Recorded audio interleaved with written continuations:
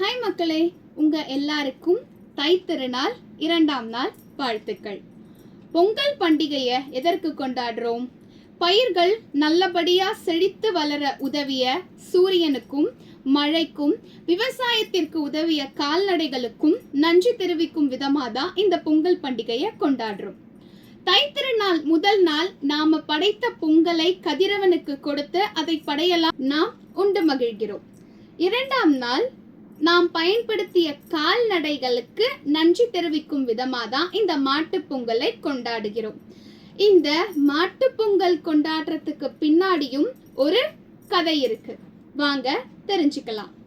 முன்னொரு காலத்துல சிவபெருமான் தன்னுடைய வாகனமாகிய காளையர்கிட்ட சொல்றாரு, நீ பூலோகத்திற்கு சென்று அங்க பசவேஸ்வரையர்னு ஒருத்தர் இருப்பாரு, அவர்கிட்ட மனிதர்கள் தினமும் எண்ணெய் தேய்த்து குளித்து மாதம் ஒரு முறை மட்டுமே சாப்பிட வேண்டும், இத போய் சொல்லிட்டு வா அப்படின்னு அனுப்புறாரு.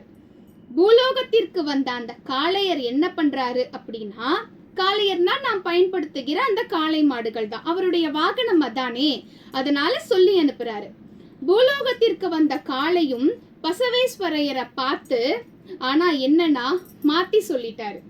தினமும் சாப்பிடணும், மாதத்திற்கு ஒரு முறை மட்டும் குளிக்கணும்னு எதிர்மறையா சொல்லவும், பசவேஸ்வரையரும் சிவபெருமான் இதைத்தானே சொல்லார் அப்படின்னு பூமியில இருக்கிற மக்கள் எல்லாருக்கும் அதையே போதிக்க ஆரம்பிக்கிறாரு.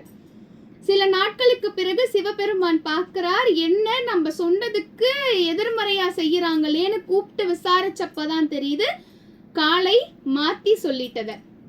இதனால கோபமடைந்த சிவபெருமான், அவருக்கு சும்மாவே கோபம் வரும், தப்பு செய்தா இல்லையா, தான் சொன்ன விஷயத்த நீ எதிர்மறையா சொல்றியா அப்படின்னு, நீ பூலோகத்திற்கு செல், அங்கு சென்று மக்களுக்கு நீ உதவணும் அப்படின்னு சொல்றாரு. காளைக்கு, இத்தனை நாள் உங்க கூடவே இருந்தேன், இப்ப பூலோகத்திற்கு செல்ல சொல்றீங்க, திருப்பி வர முடியாதுன்னு வேற சொல்றீங்க, இதற்கு ஏதாவது சாப விமோக்ஷனம் இருக்கா அப்படின்னு கேக்குறார்.